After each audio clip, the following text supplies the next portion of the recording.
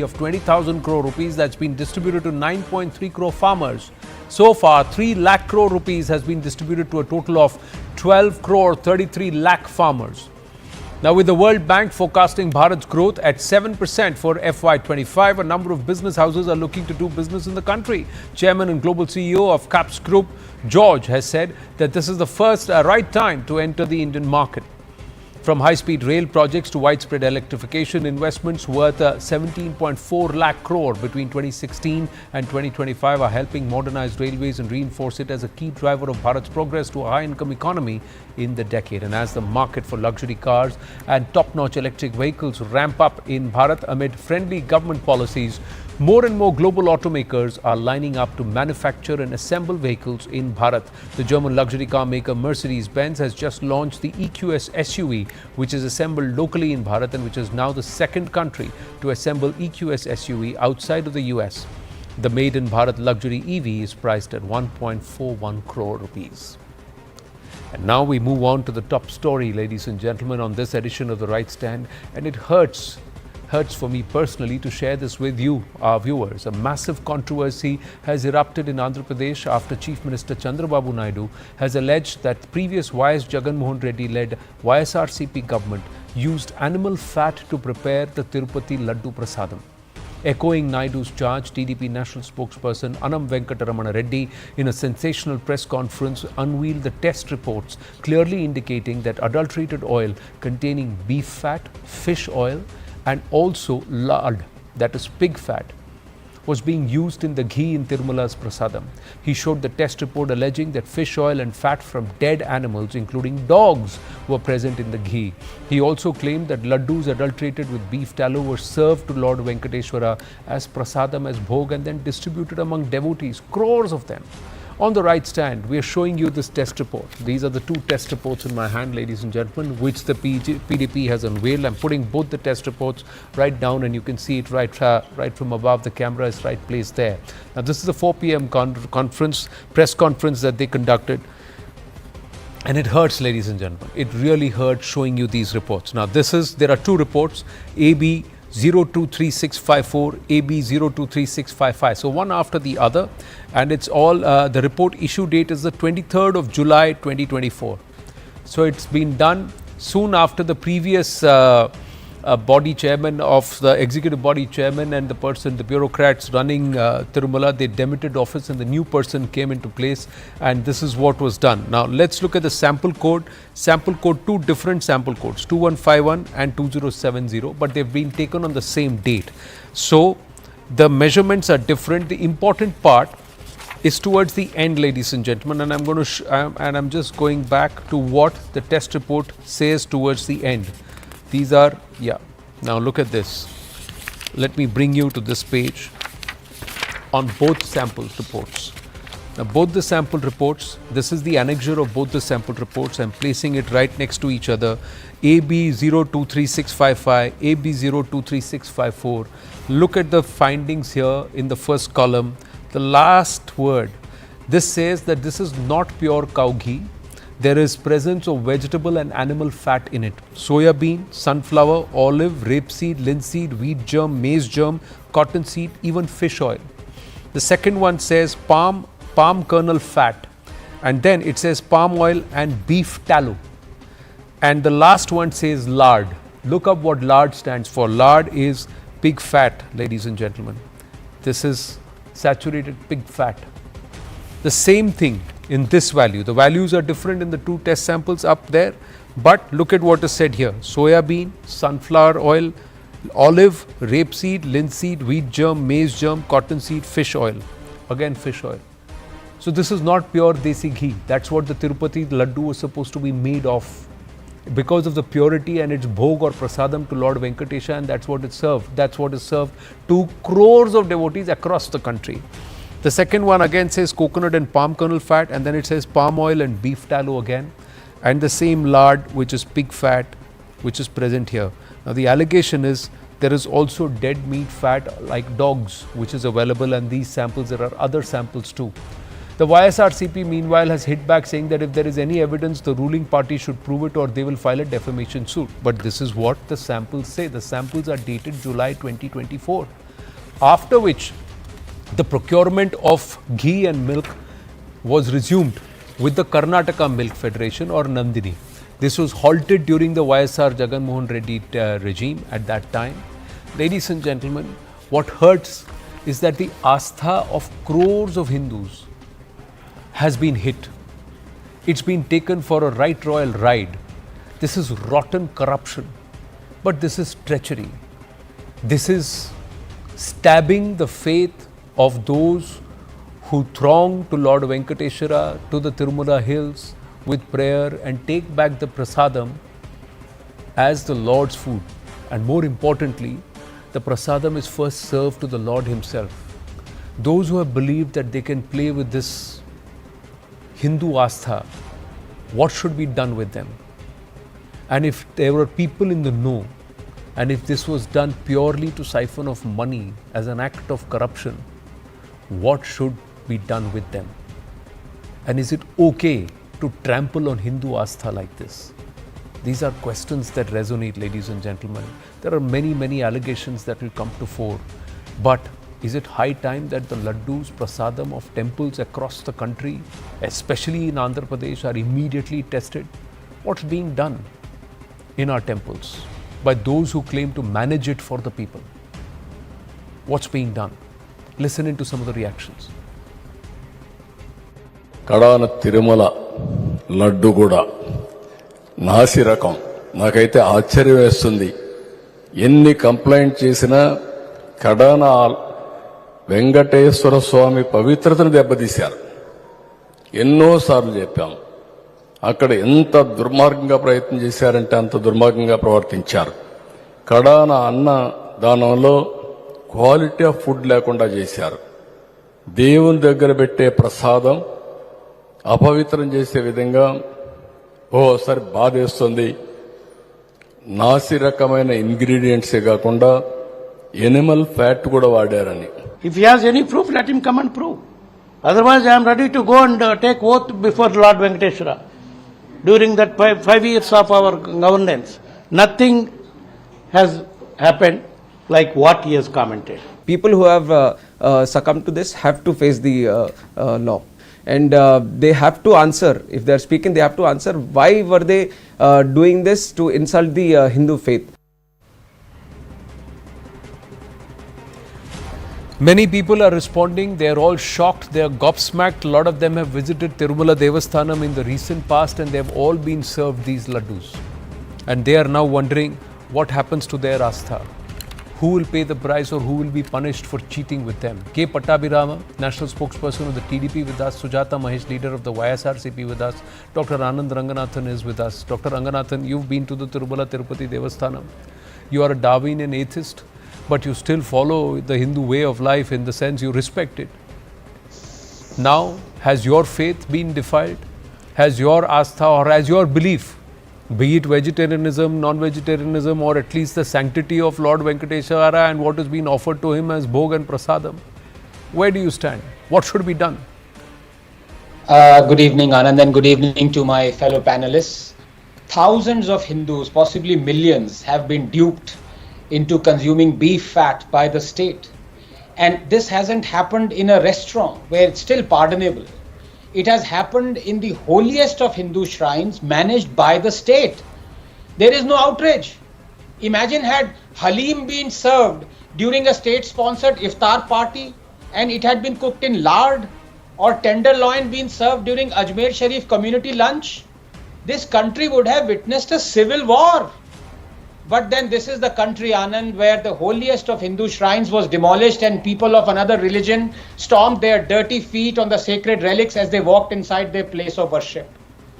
This is the country where government ministers openly wish to eradicate Sanatan Dharma, openly call Hinduism as a menace upon the world.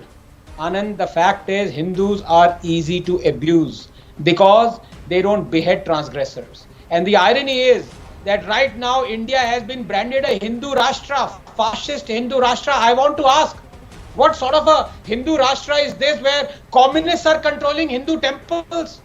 What sort of Hindu Rashtra is this where the people who want to eradicate Sanatan Dharma are controlling the temples of Sanatan Dharma? The communists for whom religion is the opium of the masses, are controlling 3058 Hindu temples in Kerala.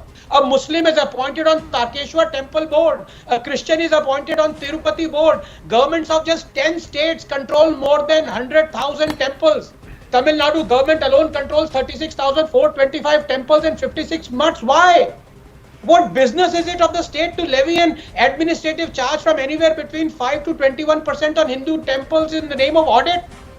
What business is it of the state to dictate how many times a puja is to be conducted, who is to conduct it, who is to qualify to be the priest, and what is going to be the procedure for worship? What business is it of the state to control tens of thousands of acres of temple land and then set rent on it? The loss to Hindu temples on account of this alone, Anand, is estimated over decades to be lakhs of crores, according to the activist T.R. Ramesh. The Tamil Nadu government that should be earning 6,000 crores per annum from 2.44 crore square feet of temple land it controls earns a mere 58 crores, not even 1%. State control of Hindu temples and their properties by far, Anand, the largest, financially most damaging scam of independent India. Even using the petroleum sector as a cash cow pales in comparison to the loot and pillaging happening on Hindu temples in the name of secularism. But then I ask you, if the Congress can bring in a legislation to control Hindu temples in 1959, one that still stands, why can't the BJP bring in a legislation to override it? Anand, if you truly believe that religion should keep out of state, the corollary is equally applicable. The state should keep out of religion, but does it? A Hindu temple, its income, its educational institutions, its laddus are controlled by and interfered by the government. But those of a mosque, a church are not. Why? Only in India can you step aside and watch as firecrackers are banned on Diwali, but 35 million tons of stubble is happily burned during the same month. When animal sacrifice ritual for Kullu Dashara for Hindus is banned, but the ritual for halal continues. Only in India can you step aside and watch as state appoints non-Hindus on boards that control Hindu temples. Only here will we remain silent as temple idols are stolen, temple property auctioned, whole temple-driven ecosystem and way of life dismantled. Assault on temples has now turned into assault on Hinduism itself. As Vikram Sampath said, the day is not far when Hindus will be led quietly like lambs to their slaughter. I'll just add that they will be made to eat beef laddus while they wait for their turn at the gully team. But who's going to be punished, Anand Ranganathan? The point is, sir, how many of the Hindus are going to stand up there and say, how dare you? How many Hindus and how many who thronged Tirumala Tirupati Devasthanam are going to say, get me the person who signed on this. Get me the person who did this. Get them to punish them as per the law and as per the rules of the deity. How was this allowed, Sujata Mahesh? Aren't you shocked yourself? Very good evening. Am I audible to you? Yes. Okay, thank you.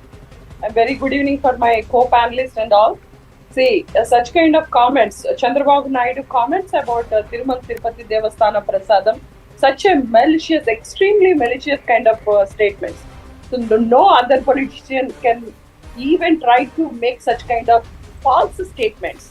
I don't have any hesitation to say this one. It's a completely blind, false statements that he's giving about Lord Venkateshwara, because within 24 hours, the TTD EO officer, he explained that how the oil, it's a vanaspati oil, vegetable oil, has been used in some of the tankers, and even though they put on hold, it's a vegetable oil which is called vanaspati oil. Do you understand, guys? It's not animal fat. This is yeah, Chandrababu Naidu stated that. I understand Sujata ji, yes. You see this report, ma'am. This has been done by an independent laboratory. It's not been done by Chandrababu Naidu garu. It's been done by an independent laboratory. It is the NDDB. What is the name of this is the national laboratory? Ma'am, this is the National Dairy Development Board. NDDD has done this. Under the aegis of NDDB, this has happened. The National Dairy Development Board has tested the ghee. It has taken this sample on the 23rd of July 2024, madam. The date is mentioned. 2 sets of samples have been taken. It's not just even one random test. Yeah. There are 2 sets of ma'am. There are 2 sets. 1 minute, ma'am. 1 minute, ma'am. There are 2 sets of samples that are taken. Yeah. What is it? This no. 1 minute. What is this called? this has not been called in the official books as Vanaspati ghee. It has been called cow ghee. How is there fish oil in cow ghee? How is there rapeseed oil, linseed oil, beef tallow and lard in cow ghee? Yes, Mr. Anand, let me explain here one point. So the quality has been verified through the National Accreditation Board for Testing and Collaboration Laboratories. Do you understand? When was this done? NABL, No, no. NABL. No, if it has And been this done is by what MABL, when was it done? this is what How it is this? since How is last 30 years or 40 years more than that? no, ma'am, Just to Sujata verify the ji, this ghee quality. this sample has been taken. It's been Yes, we are videographed. asking. There is Please evidence. release July that. 2024, Please release that. NDDB, National National Dairy Development Accreditation Board. Board for On the Testing record, and it is not even called vegetable oil or Vanaspati ghee. First up, ma'am, how dare Tirupati laddus are made in Vanaspati ghee? They are never supposed to be made in Vanaspati. They are supposed to be this is paid not in pure Vanaspati cow ghee. ghee. That's what I'm trying to say. That's what I'm trying to say. Tirumala Tirupati Devasthanam EO explained that some of the tankers has been detected as some of the Vanaspati oil which they put on hold and they are going to take. But this was branded. The other thing is the cow ghee itself is adulterated. The cow ghee, it is being called cow ghee. What is fish oil doing in cow ghee? What is palm oil doing in cow ghee? Let me explain, Mr. Anand. See, these two tankers, Mr. Shamal Rao, he is an IAS officer appointed by the TDP government, and he explained that some of the tankers which has been taken from the contractors from the TDP government. Do you understand that? TDP government contractors, they provided this kind of ghee and we put it on the hold. He said that some of the Vanaspati oil has been mixed in that. One That is minute. not the One minute. that There is not no. been happened This in the test YCP does not say government. it is Do you Vanaspati understand oil that? in the first place. My second point is it is said that it is ghee and they say the name of the sample is cow ghee. This test Yeah, that has that's what, been sir, released, that's what we are asking. Mr. K. That's what Pattabhiram, we- this test Yeah, here very will you clearly please- says yeah, this is cow we are ghee. asking. It Mr. says cow ghee Pattabi, and date is please 12th fill of that today. national Now can you accreditation please test, not speak over me, national Sujata ji? accreditation Can you please not speak over me? Certificate. I request you. One, this is NDDB CALF. This is an official body that has tested this, National Dairy Development Board, and they are the ones who have tested this. Okay, it's official test report. Secondly, it is called cow ghee here. It is not said here. There you go. It is said cow ghee. Very clearly, it is cow ghee. What? Okay, Yes, that's what it is is. brand. If you say it is Vanaspati, then it is wrong because it says cow ghee very clearly. Here, there you go. There it is cow ghee. I'm not Now, K, saying 1 minute, Vanaspati. ma'am. K. Pattabhiram. I'm not K. saying- Pattabhiram. I'm My not point saying- is, sir. My Mr. point is, sir. Shamal Rao Should said there that be an the immediate IAS test? officer, Immediate the test EO of. TDP. Are The Sujata ji, EO can you of please TDP. yield, ma'am? Yeah, please go ahead. Mr. K. Pattabhiram, should all the prasadam of all the temples in Andhra Pradesh be tested now? Can we trust the state to do justice? How dare this has happened? Who are these people? Name the people who are supplying this ghee. Name the people who are procuring this ghee. Name the people who are serving this ghee and using this ghee to make the laddus. Who are these people, sir? You have made an allegation, your parties made an allegation that ghee, pure cow ghee was being produced, was being sourced at 320 rupees per kilo. Please, sir, I will buy a full year supply if you can get me pure cow ghee at 320 rupees per kilo. Because, sir, for us, we don't get it for less than 1200 rupees per kilo. Yeah, Anand, first of all, I would like to thank you and CNN for showing the documented evidence on the big screen and explaining it to the people of this country line by line. So I should thank you for that. Now people understand the facts. It is not that we are making some kind of baseless allegation. On the basis of the NDDB lab report, our leader, Mr. Naidu, had made a comment yesterday, and today we have released those documents to the media and also to the people at large. Now they are caught red-handed. You know how all this started? TTD, the primary supplier of cow ghee for TTD is Nandini. We all know that Nandini is a brand, reputed brand in Karnataka. It is run by a federation in Karnataka, and they have been supplying cow ghee for decades to TTD. But all of a sudden, 2-3 years ago, when Y.V. Subbareddy, Jagan Reddy's own uncle, was the chairman, and Nandini ghee was removed. Nandini, the company of Nandini was kicked out, and they brought in a company from Tamil Nadu, which agreed to supply cow ghee at the rate of 320 rupees. As you have rightly said, how is it possible to get a kilo of cow ghee at 320 until unless it is adulterated? It is next to possible that you can supply cow ghee at 320. So just to siphon off funds, just to get some illicit money from the supplier, they have removed Nandini and they have brought in this player. When this was done, we have agitated. We have agitated when Nandini ghee was removed. And I now am asking you. You can make all political allegations, sir. I am asking No, it you is as not a political devotee. allegation. Sir, I am It is personally not on at all a national political television. allegation. I am personally on national television as a ardent devotee of Lord Venkatesha, asking you, how can you allow this to happen? This is July sample, sir. Why were you waiting till September for this? Why were you waiting till September? The report has come out on the 23rd of July. Why were you waiting till September? One. Secondly, sir, who are these suppliers? Are they behind bars? Has the Andhra police arrested these people? What punishment are you going to give them? Who are all involved in this? Name them, sir. I want these names in the next 24 hours and I want them behind bars. I want them to be brought in front of Lord Venkatesha and ask them, they need to own up why they did what they did. Anand, first of all, I am speaking on this show not only as the national spokesperson, but also as a Hindu who worships Lord Venkateswara every single day. I am deeply hurt. And today, after we took over, we initiated immediate action. We ordered a vigilance inquiry and the supplier, AR Foods from Chennai, from Tamil Nadu. He is the one who had supplied this cow ghee, which had all these impurities like beef tallow, lard, and action had already been initiated. The vigilance department is on it. So it is not that we are not acting, and we've also brought back Nandini. Now Nandini is again supplying pure cow ghee to TTD. We are trying to restore all the kind of, we are trying to eliminate all the kind of malpractices that were done by the previous Jagan Reddy's regime. And not only this, Anand, I would also like to remind you that Jagan Reddy's government, right from the day they have taken over, there has been a concentrated attack on a particular religion. Have you forgot the manner in which they have destroyed temples in the state? Sir, have you forgot the manner in which they have burned I am going to limit myself today. I am hurt, I am angry, I am upset like crores of devotees of Lord Venkatesha.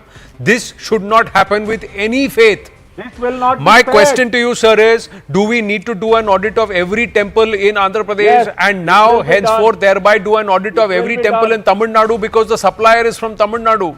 What is Yes, being done? What kind of punishment are you going to give? And how long are you going to take? Or are you just going to milk the politics around this? No, there is no politics. We are not playing politics here. We are trying to restore the faith of crores of Hindus across the globe. And yes, as you have rightly said, there will be an audit in all the temples across the state. And also action will be swift. There will be swift action, and people who are behind this, it is Y.V. Subbareddy, Karunakar Reddy and Jagan Reddy. Jagan Reddy had appointed his own uncles as chairman of TTD, and they have looted TTD. Sir, whatever allegations you make, sir, you are welcome to make those allegations, but The IAS officer Shyamal Rao explained everything very clearly. okay, now we've just got more news. We have just got more news coming through. I'm just putting this out there. The news is that TTD board member Bhanu Prakash Reddy has said, we are filing, and I'm quoting him, we are filing a complaint against Jagan Mohan Reddy, TTD chairman Bhumana Karunakar Reddy, Y.V. Subbareddy and the then executive officer Dharma Reddy. Right now we are using pure cow ghee for making Laddu Prasadam.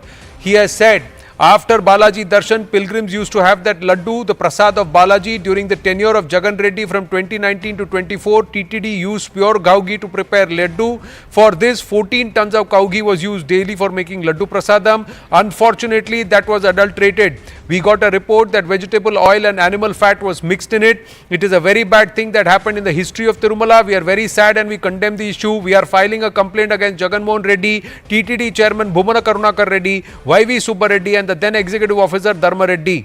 That's what they are turning around and saying now. My point is, Mr. Pattabhiram, this report is July. Why is Chandrababu Naidu speaking in September? What happened over the last 3 months? Was the same laddu served? No. The supplier was immediately removed. Now at present, Nandini is back again. Nandini is the company which is supplying ghee, cow ghee, pure cow ghee to TTD. We have initiated immediate action. We have served notices to all the people who are involved, and very soon you will see all these people behind bars. It is not that we are taking much of time here. Sir, name every one of them with the proof, and don't play your politics in this, please. There is no politics here.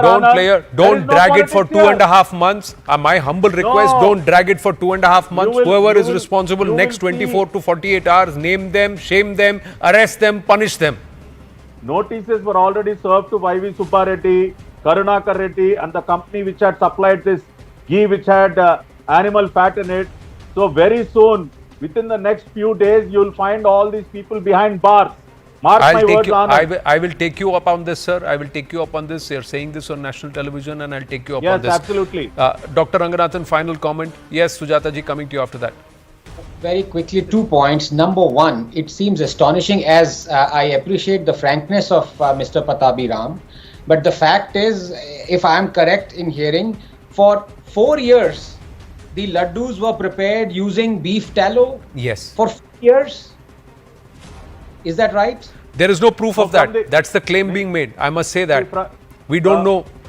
The allegation they are making is from the time Nandini's contract was severed and the contract was given to AR Foods, from that period, the allegation is that it was adulterated. From the time you are sourcing pure cow ghee at 320 rupees per kilo, Dr. Ranganathan, we'll have to go back to the 1990s to dream of that day. Absolutely, it's at least 1,000 rupees, maybe 900 rupees a kilo pure cow ghee, if I'm not mistaken. But I want to say something more substantive out here. It's not just that the Hindu devotees have been duped. Please remember that in Hinduism, the deity is a living embodiment. That is why Hindu temples pay tax. So not only have the Hindu devotees been duped, the Lord has been given a taste of beef tallow. Is that right?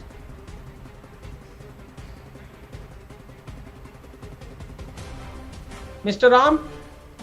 Yeah, see, as Anand had also mentioned, whatever prasad we are offering, it is first served to the Lord. Exactly. It is first served to the Lord.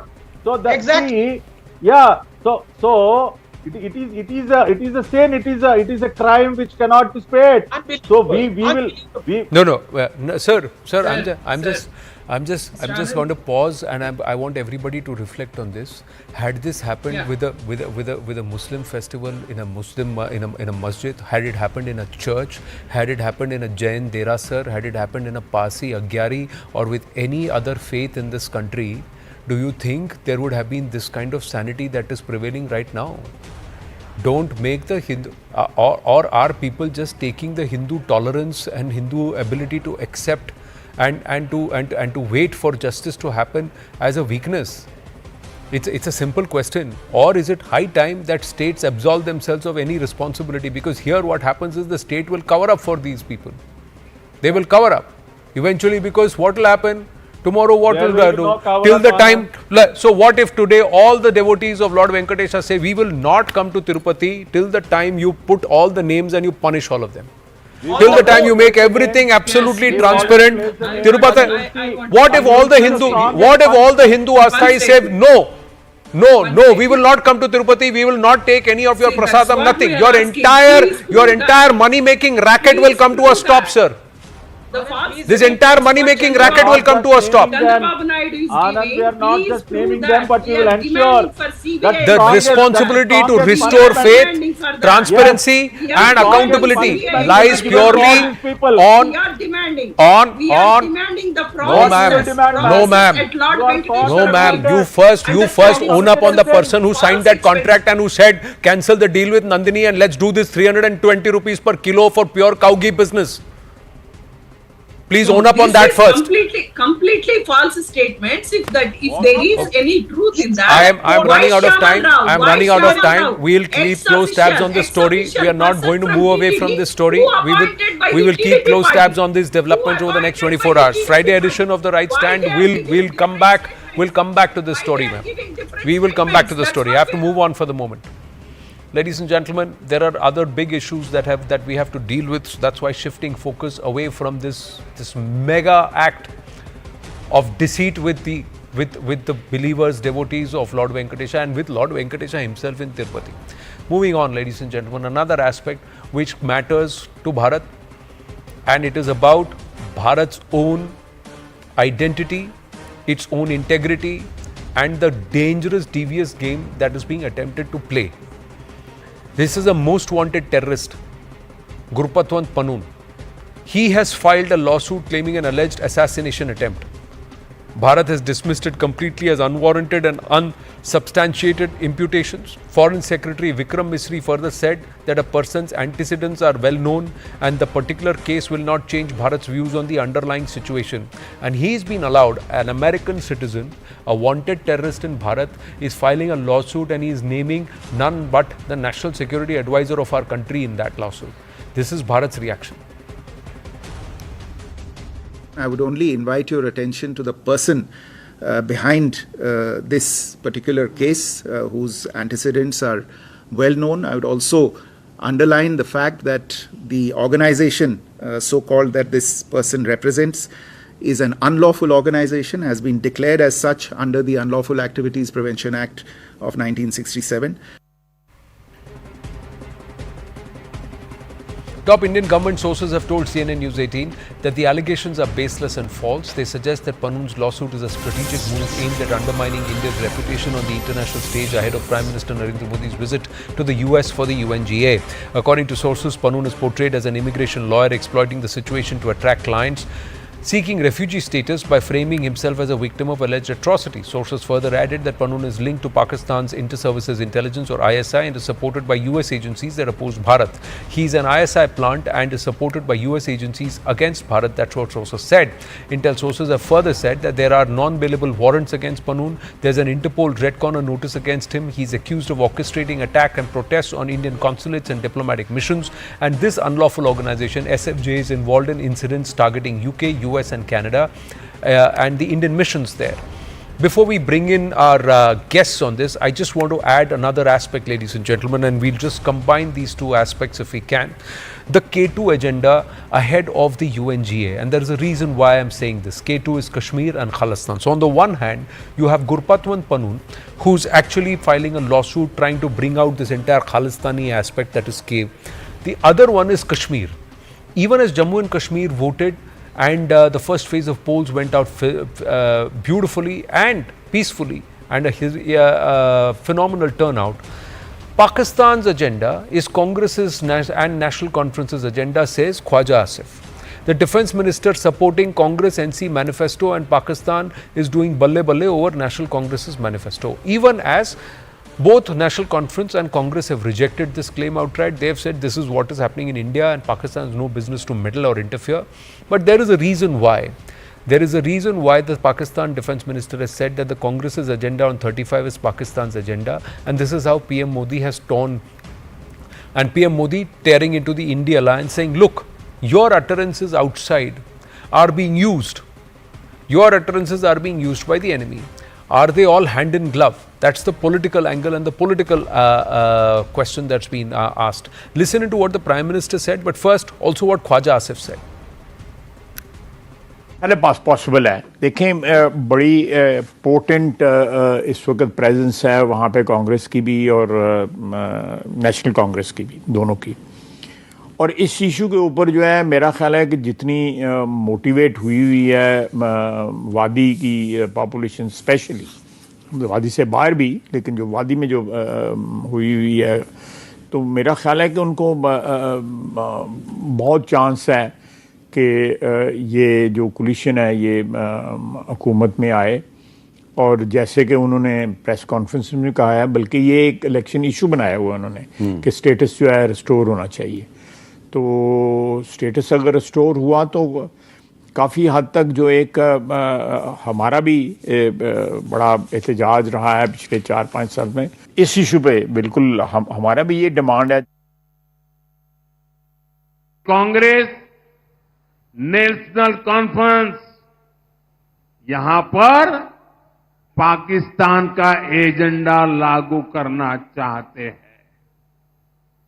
Pakistan के जिस एजेंडे ने जम्मू कश्मीर की पीढ़ियां बर्बाद की, हमारा खून बहाया, वही ये लोग यहां फिर से लागू करना चाहते हैं।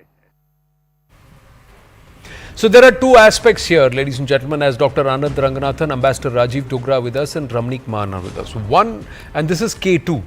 So the Khalistan aspect with Gurpatwant Panun and what they are trying to do in the US, plus Khawaja Asif playing this card of trying to say abrogation of 370. Is there a route to try and get a plebiscite conversation going or a narrative going at the UNGA? The other one is that this statement comes on the day when Bharat talks about revisiting the Indus Water Treaty. So there are 2-3 aspects here. We've just put both the issues on hand, and let's go and get the views of our experts here. Ambassador Rajiv Dogra, how would you see this? One, this soft K2 offensive or the information war around and playing this K2 game, Khalistan and Kashmir. But two, the aspect of Panun and how Khawaja Asif has made this comment. I'm going beyond this politics, domestic politics, but to the geopolitical aspect of it.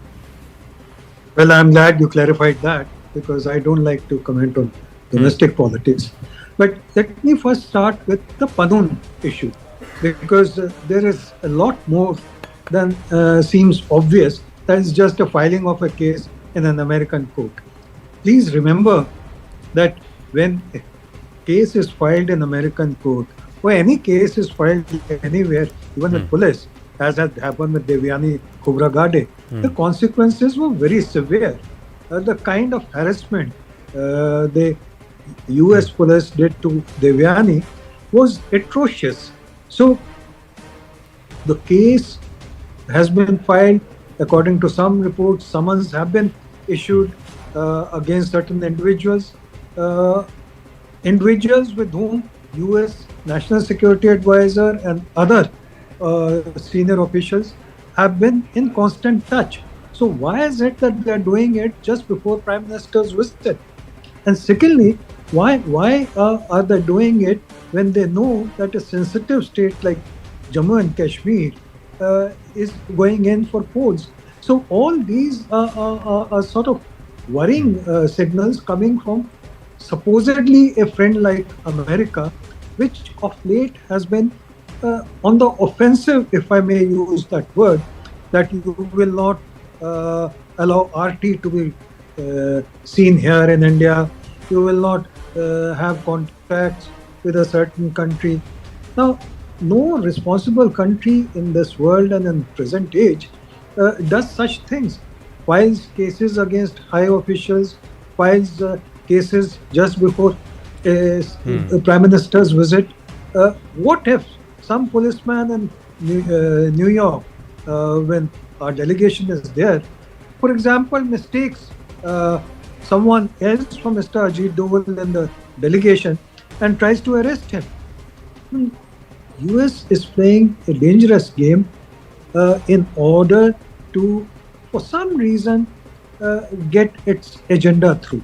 After all, this issue had been dead for over a couple of months. Why did US not file a case against Panun?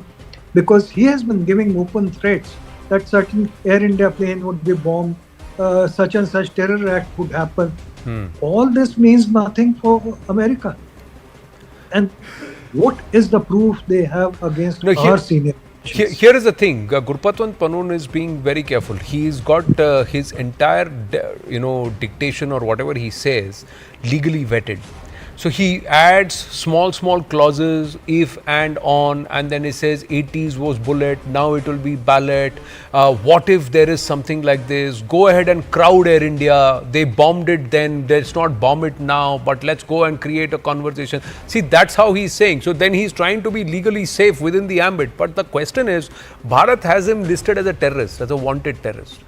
So if Bharat and India are going to are working together, how is a wanted terrorist a free legal US citizen? Now, will they be okay if we had given Bin Laden citizenship and said, okay, he's a citizen of Bharat, we're going to protect him? Ramnik Man, Okay, good evening, Anand. There are many sides to this coin. It's not just a simple flip, head or tail, black or white. There are many shades of grey. Number one, to begin with, it's a proxy war against India. Let's understand very clearly. And it's being led by none other than the US itself. Canada, European countries, others could be a party to it, but it's being spearheaded by the US. India is a rising power, and they're trying to show India its place, that we can book your NSA, we can book your former Secretary R, that is the chief of R&AW, and that's how we treat you, and that's how we feel and we think about you. And it comes at the eve of the Prime Minister's visit to New York, where he must have had some agendas, and this will be used as a theatric. It will be used as a tool against India. It is also true that it is a lifeline for somebody like Pannu, who's otherwise unemployed. He has nothing else to do but to get money from these agencies. And let me be very clear and emphatic about it, that Pannu is he's an asset of the deep state.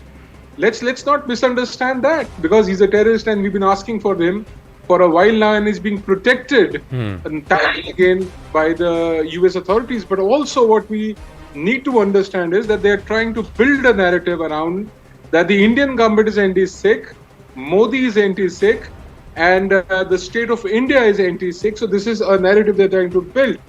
Finally, what we also need to understand that there is a regime change gang working, and I was surprised at the choice of words of former diplomat Rajiv Dogra ji when he says a friend like US is no friend of India. Let me tell you very clearly by a few examples. Let me clarify. Well, Bangladesh, we've just seen a regime change. Sri Lanka, we've seen a regime change. We've seen a regime change in Maldives on India Out campaign. Well, we've also seen a regime change in Pakistan, Myanmar, and we've seen a regime change in Nepal most recently. As a matter of fact, if you look down deep, everywhere in India, left, right, center, bottom, top, China, we have China as an aggressive neighbor. We've had regime changes everywhere. So who's next? It's anybody's guess. And who's behind all of this? The United States.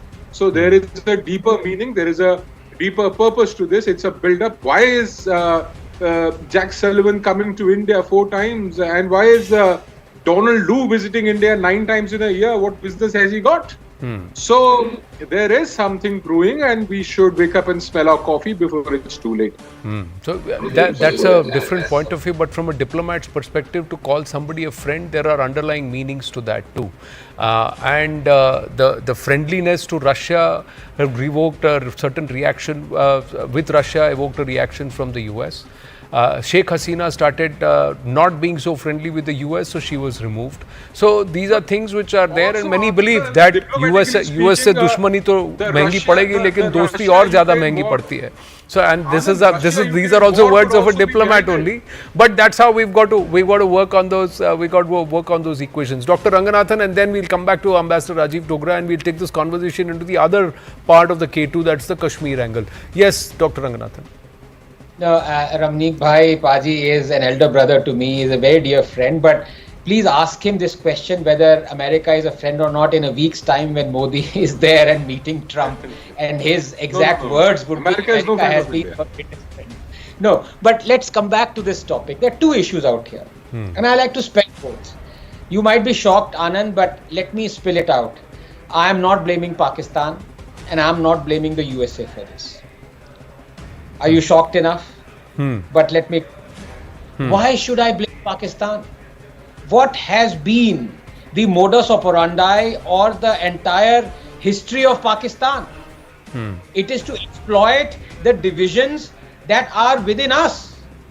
So can I please, instead of blaming Pakistan, whose job it is to exploit it, instead go and talk about the divisions that are between us? Why would Pakistan succeed in saying what it does if we were not divided? So please, I want to concentrate now in the next minute on the divisions that are there between us. And here I have to say this without, basically being absolutely frank, the entire blame lies with the Congress. And not just Congress, historical Congress or 20 years or 10 years from, before, the Congress that is right now at the beck and call of Rahul Gandhi. He is the one who is possibly deliberately weakening the Indian state. And is an exact example of this. You know Captain Amrinder Singh. Nobody has been as tough on Khalistan and calling out the Khalistan Association of both AAP and Congress when he was at the helm. Where is he now? He was the one, in fact, who said SFJ and Pannu have a nexus with Kejriwal. He went so far as to say that. He's not in Congress now.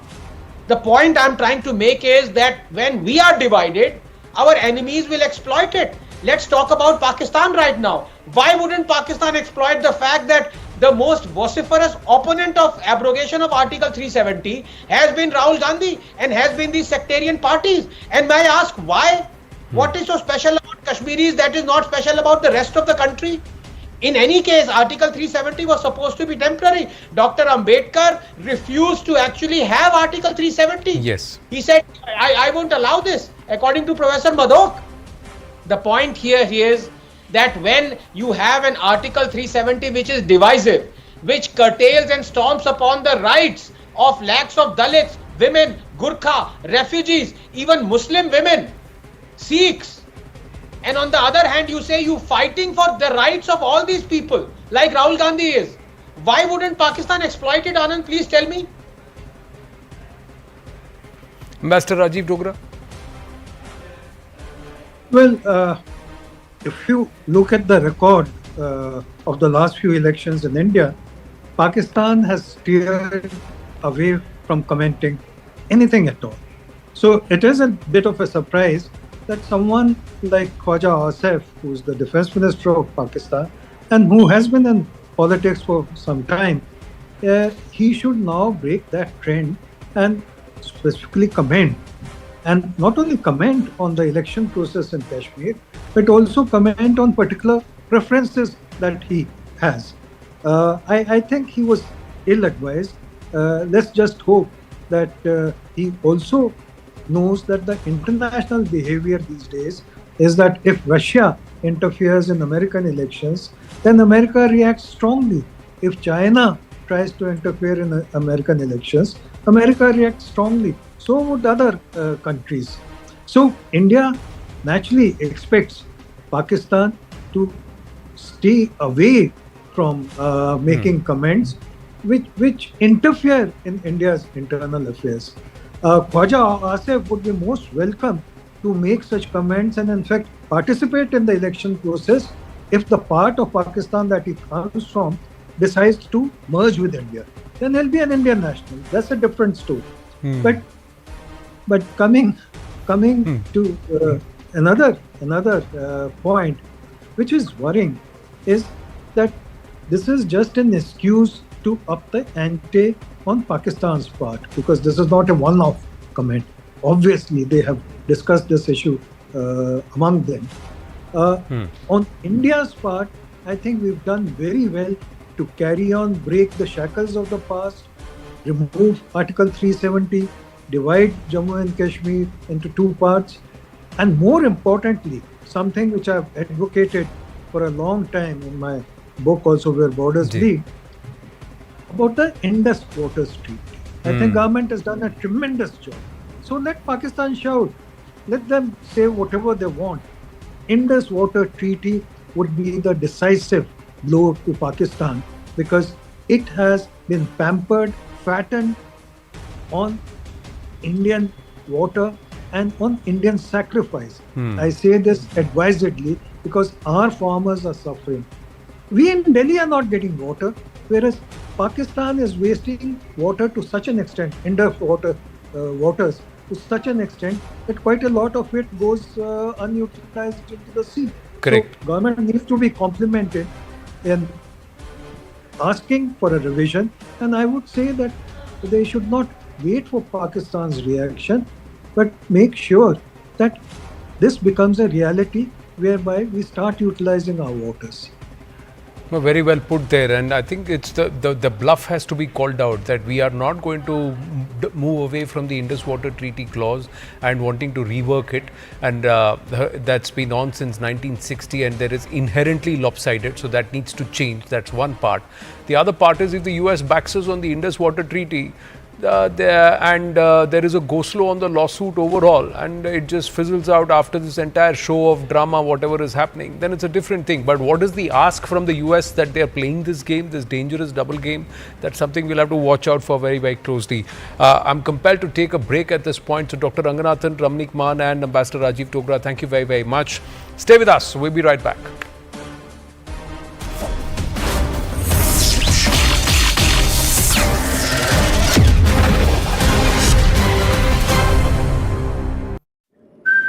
Again, there is something serious with their views. So that question needs to be asked, and there should be. And that's a question I'll be taking from Ashpreet, but let me quickly go across to Lieutenant General Dua. Sir, thank you so much for so patiently awaiting your turn. Since I was referring to what we've seen happen to that resolution in the year 2000, do you think that such a new promise is only based on a failed legacy, since we've seen what happened to that resolution, and that the priorities of the electorate of Jammu and Kashmir have already changed? They know what the security apparatus was like prior to the abrogation of Article 370. Do you not think that this is also misleading the people of Jammu and Kashmir? Thank you for giving me the opportunity after all the politics is done. Allow me to start by saying, that unlike the Pakistan army, Indian army is totally apolitical. So I will steer clear of any political views. About the security situation. Rohan, if I could begin with you, first of all, I'm sure the Congress would say that no such promise of, returning to Article 370 has been made in the Congress manifesto. Then why be concerned about what the Pakistan Defence Minister is saying? See, you cannot just say that it is not there in your manifesto. You are fighting this election in pre-poll alliance. You have seen National Conference manifesto. They are talking about talks with Pakistan, trade with Pakistan, 360, 370. NC's manifesto is very clear. When you are fighting election in pre-poll alliance, that clearly shows what are your views. And these are not my words. These are words of Pakistan Defence Minister, where he clearly says, he clearly endorses views of Congress and NC. So I think the question is that why our opposition, why our enemies are supporting your views. This is the first time in history of Indian politics the opposition party is supported by our enemy, and still they have no answer for that. So I think there are questions which Congress party and NC needs to answer, that why Pakistan is happy with their stance. If your enemy is happy with your stance, it means that stance is wrong. So I think Congress will have to come clean what is their clear-cut agenda for future. Otherwise, people of the country will not leave them. All right, Ashpreet Khadial, let's have it straight from the horse's mouth.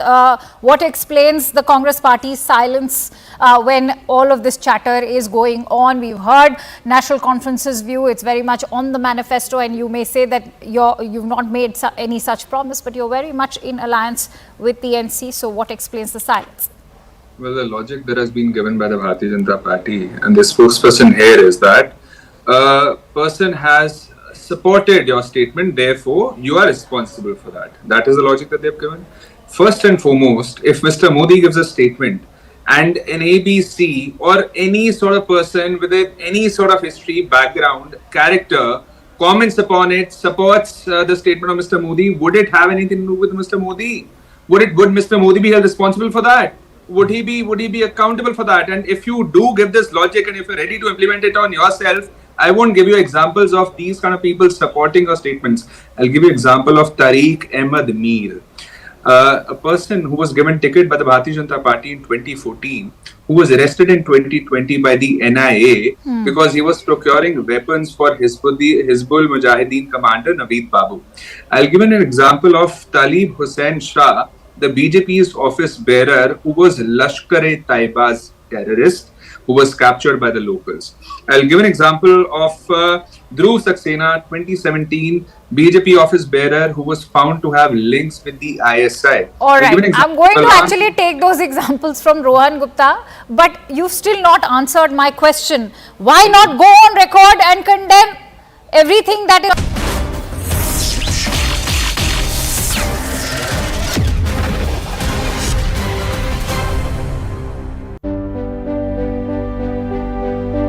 Prime Minister Narendra Modi will be embarking on a landmark 3-day visit to the United States of America.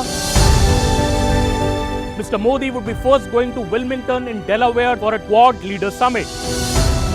On September the 22nd, the Prime Minister will be in New York, where he would hold a big community event for the Indian diaspora in Long Island. On the 23rd of September, the Prime Minister will be attending the UNGA's Summit of the Future. CNN News 18 will be in the US to track every engagement of the Prime Minister.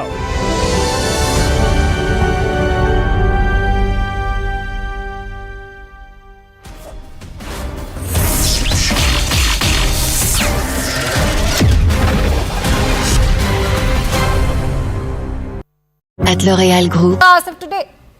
Well, number one, it has nothing. I mean, the logic that I've given makes it crystal clear as to why we do not have to respond to that. It has nothing to do with us. It has nothing to do with you when you are in an alliance with NC that has promised to come back or return to Article 370.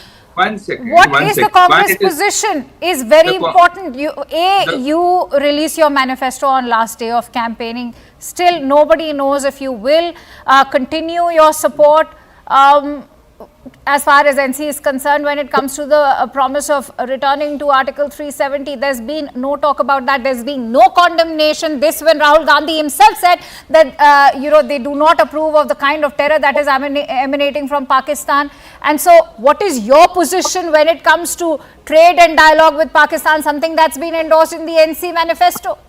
Our position is one, that the BJP gives us Pegasus for a day so that we can tell who, gives a direction from here, and it gets followed in Pakistan by the top leadership, by the ministers. Number two, we all remember the Pakistan frame that the BJP has when Mr. Modi went to Pakistan, hugged Nawaz Sharif, the then Prime Minister, had Kashmiri chai with him, had biryani with him, broke the protocols, sat in his chopper. The very Ashpreet, you have still not answered the question. You are harping back to what happened in the past. Two wrongs will not make a right. Nobody is saying that. I'm answering a question. It has nothing to do with us. It's not in our manifesto. We haven't said it. However, the BJP... But you are in alliance with NC. Rohan Gupta, please go ahead. The BJP had terrorists in their party. Okay, what about giving tickets to terrorists? Rohan Gupta. A very simple question to Congress spokesperson, and he's not answering the question because he doesn't know the answer. See, the question is very, very simple. When you are in triple alliance with somebody and they declare the manifesto, either you have to say you are with them or you are not with them. You cannot be everywhere. They are very, very clear. NC's manifesto has been very clear. They want separate flag. They will return Article 370. They want trade with Pakistan. They want talks with Pakistan. The question is very simple, whether Congress party endorses these views or not. If not, then why they are in triple alliance? Number two, now Pakistan has also endorsed this view. So does that mean that our enemy Pakistan, don't speak in between. I never spoke in between, right? So does that mean that if Pakistan stands, if Pakistan wants return of 370, do you feel that is good for the country? I think it's a big question to a national party. It's not only about Jammu and Kashmir. It's a repercussion. Since Congress is the national party, the repercussion is all across the country. You cannot just play around in between. Not here, not there. You should Nasir be very Lone, clear. I'd like to bring you in. Okay, let me also bring in in the National Conference spokesperson, Nasir Lone. Nasir, I'm sure such a pre-poll alliance wouldn't have happened without support from the Congress party. NC is very clear that there is support coming in.